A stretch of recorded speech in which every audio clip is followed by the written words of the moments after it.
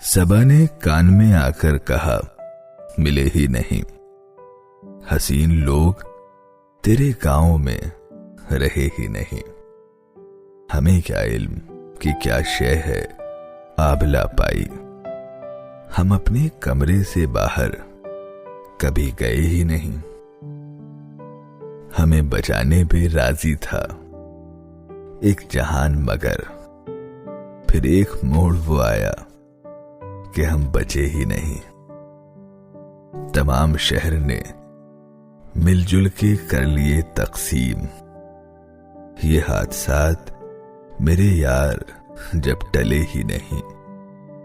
मुझे गिराने पे आंधी का जोर था कितना, मेरे लगाए हुए पेड़ तो गिरे ही नहीं।